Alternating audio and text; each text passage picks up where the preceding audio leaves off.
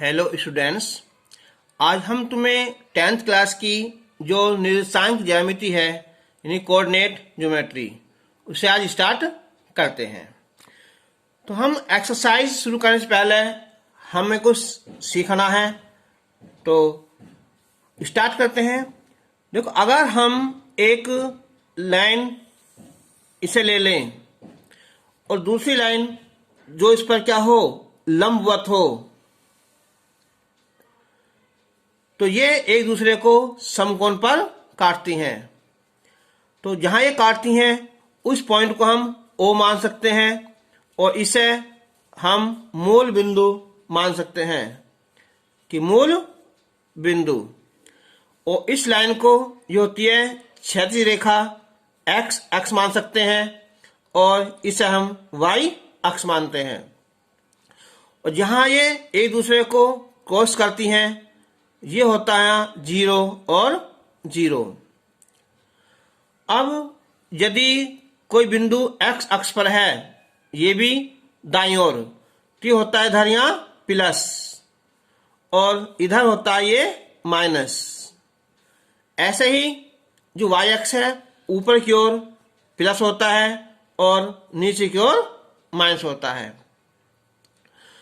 अगर कोई पॉइंट हमारा x अक्ष पर है, चाहे वो कितनी दूरी पर हो, तो 1, 2, 3, 4 कुछ भी हो, ये मान लिया कि यहां से यहां तक की जो डिस्टेंस है वो x है और इसकी y से x से दूरी तो x होगी, y से दूरी 0 है, तो यहां पॉइंट 0 हो जाएगा। ऐसे ही अगर कोई हमारा जो बिंदु है वो y पर है, तो x की वैल्यू 0 और y पर यहां पॉइंट हो जाएगा ये 0 और y। तो अगर हम इसे आपस में ज्वाइन कर दें ये, तो इस पॉइंट को हम A मान लें, इस पॉइंट को हम B, ऐसा O मान सकते हैं। तो अगर ये कहें कि कोई रेखा x अक्ष पर काटती है, तो वहां काटेगी जहां y की वैल्यू 0 होगी। अगर वो रेखा y अक्ष काटती है तो वहां काटेगी जहां y 0 की x की वैल्यू 0 होगी। ठीक, तो इसे याद रखना पहले यहां कि x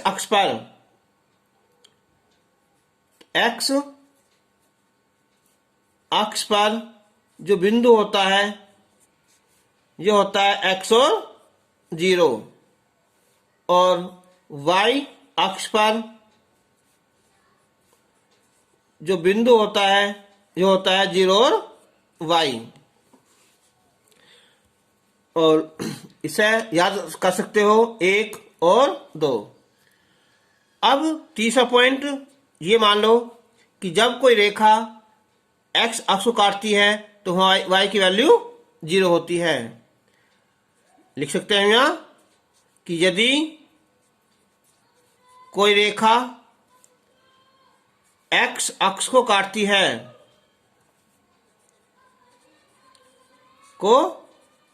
है तब वहां y की वैल्यू 0 होती है।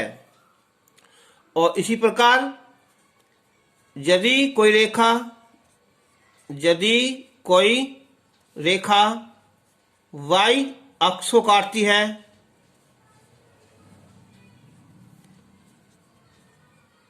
तो वहां x वैल्यू 0 होती है। तो अब एक बात देखो, यहां अगर कोई बिंदु कहां पर है, x अक्ष पर है, तो उसकी y से वैल्यू 0 होगी।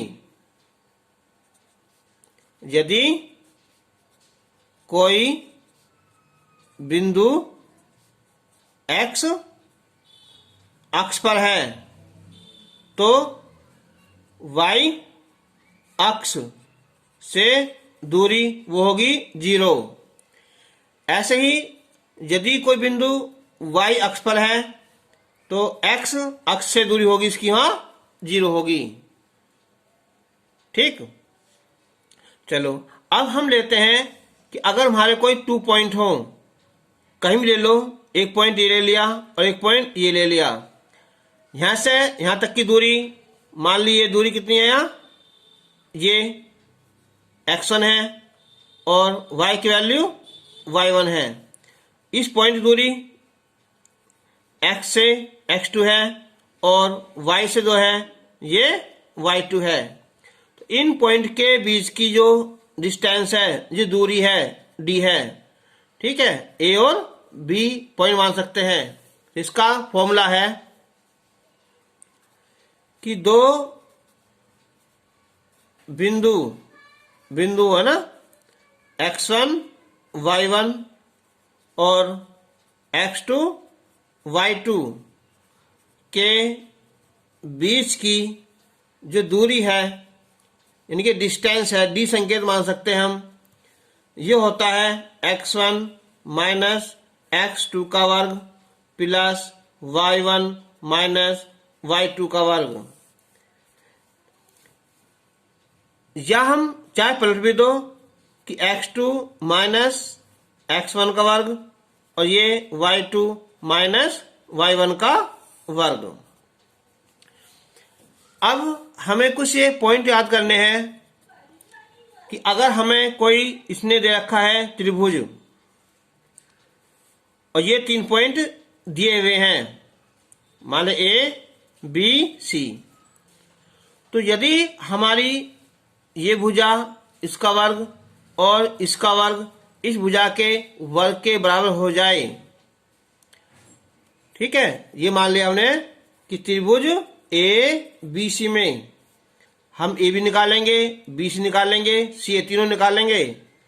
नंबर 1, यदि क्या हो जाए, ए बी का वर्ग प्लस ए सी का वर्ग बराबर बी सी का वर्ग हो जाए, तब क्या होगा, तब जो हमारे बिंदु है ना ए बी सी, ठीक है, से जो बना त्रिभुज है ना वो होगा समकोण त्रिभुज होगा। अच्छा, अगर ये दोनों बराबर आ जाएं कि ए बी का स्क्वायर और बराबर ए सी का स्क्वायर, तब इसे कहेंगे हम समद्विबाहु। समद्विबाहु जिसकी दो भुजा बराबर हों, ओ समकोण, समद्विबाहु समकोण त्रिभुज होगा। अगर हमारी तीनों भुजा बराबर आ जाएं, ए बी, बी सी और सी ए, तब त्रिभुज होगा समबाहु त्रिभुज होगा। और यदि हमारा कोई अब 4 पॉइंट दिए हैं, 4 पॉइंट ये दिखाना है कि ये क्या है, वर्ग है, आयत है, क्या है, तो यदि हमारी ए बी और बी सी बराबर सी डी बराबर डी ए, अगर चारों भुजा इक्वल आ जाएं तो वो होगा हमारा यहाँ वर्ग। लेकिन हमारी जो विकर्ण है ना ये भी बराबर होने चाहिए कि ए सी और बी डी, तो वर्ग होगा। और यदि ये भुजा तो हमारी बराबर आ गई, हाँ चारों भुजा, लेकिन ये विकर्ण और ये विकर्ण बराबर नहीं है, बड़े छोटे हैं, तब वो होगा क्या चीज, वो होगा हमारा सम चतुर्भुज। ठीक, ऐसे ही अगर ए बी ये भुजा इसके बराबर हो, ये इसके बराबर हो और विकर्ण भी बराबर हो, तब होगा वो आयत। लेकिन अगर विकर्ण बराबर ना हो तो वो होगा समांतर चतुर्भुज। ठीक है, तो ये बात हमें याद रखनी है। अब हम एक्सरसाइज स्टार्ट करते हैं।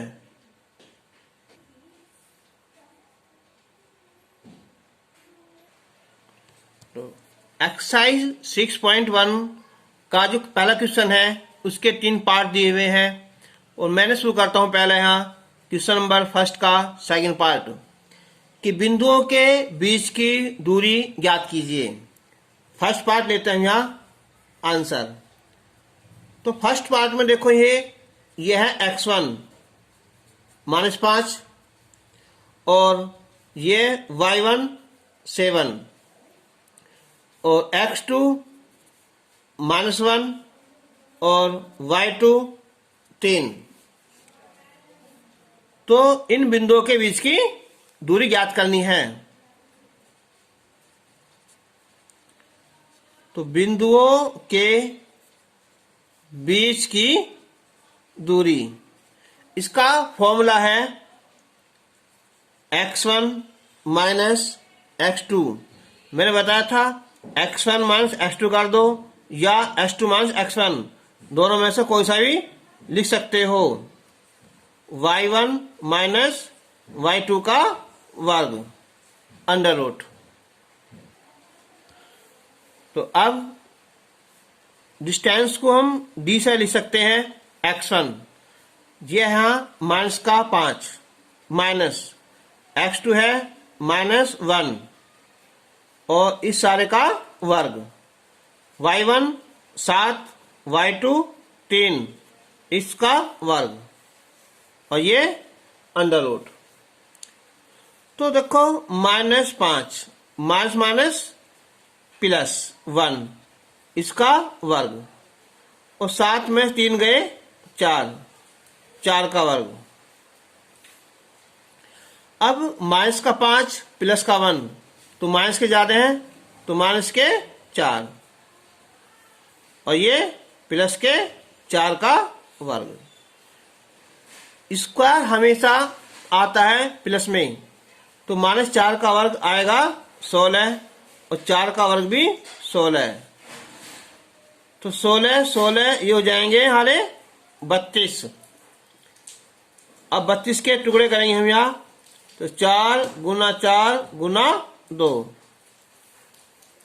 तो 4 बाहर निकल जाएगा ये, यानी कि 4√2। इसे इकाई लिख दो या मात्रक लिख दो, ठीक है आंसर। अब इसका लेंगे हम, इसका ये है यहाँ थर्ड पार्ट ए बी और -a -b। तो इसमें ये है x1 है a, y1 है b और x2 है -a और y2 है माइनस का b। तो बिंदुओं के बीच की दूरी इनके d, फॉर्मूला होगा x1 माइनस x2 का वर्ग प्लस y1 माइनस y2 का वर्ग।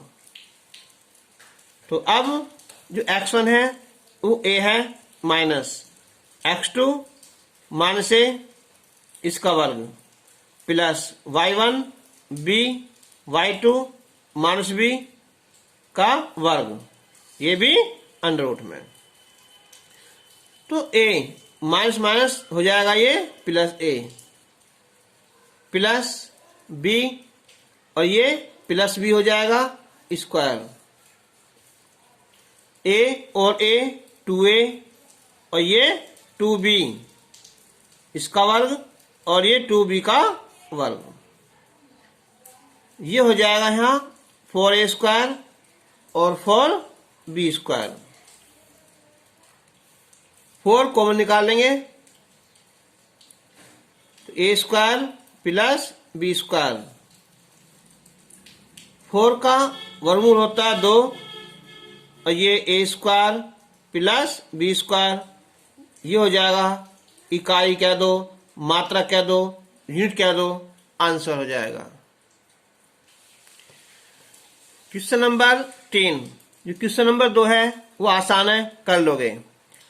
कि निर्धारित करो कि क्या बिंदु 1 5 2 3 और -2 1 संरेखीय है।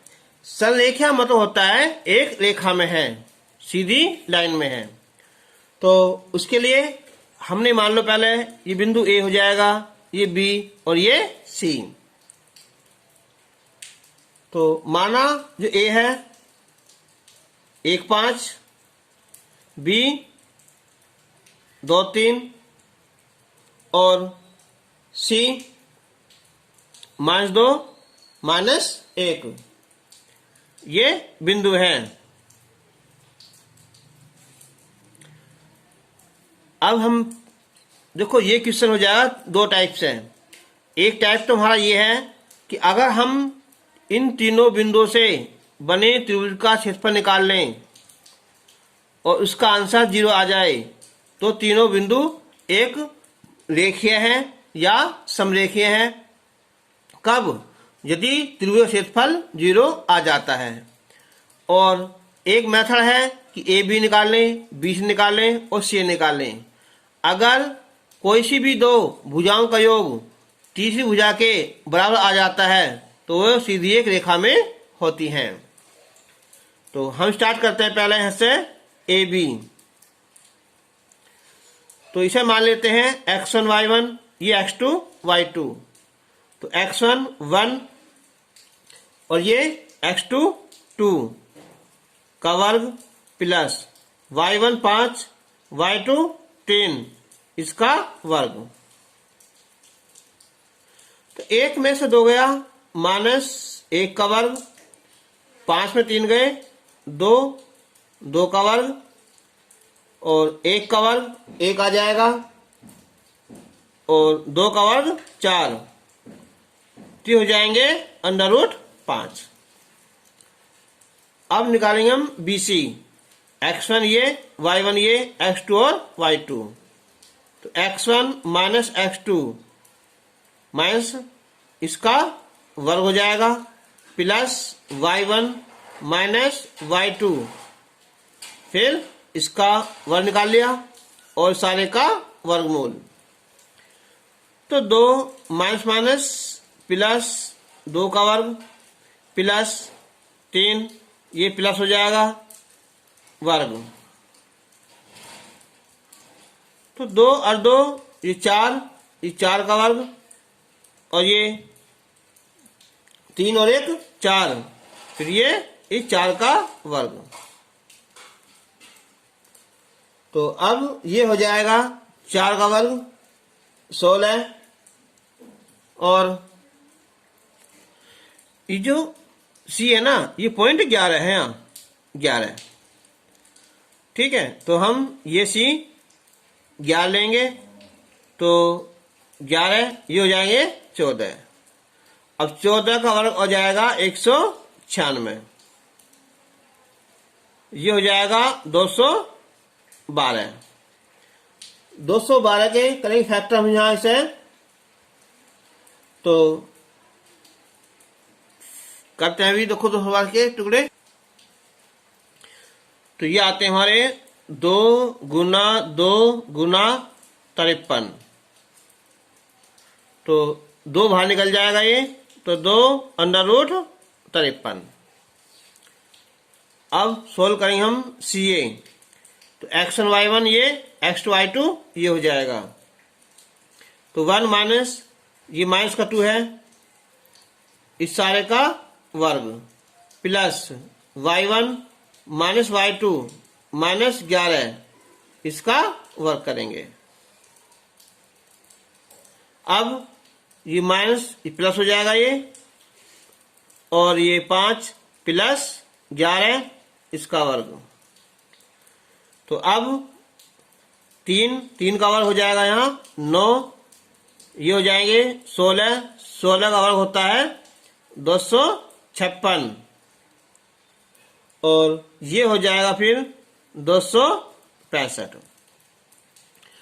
तो अब अगर देखी जाए हमारी यहाँ कि AB या BC, देखो अगर हम AB प्लस BC करें इन दोनों का योग तो वो इसके बराबर नहीं है CA के। ये बड़ी भुजा है ना, दोनों छोटी भुजा हैं, तो इसको हमने क्या हुआ, तो इसलिए जो बिंदु है ना ये ABC वो क्या है, वो समरेखीय नहीं है।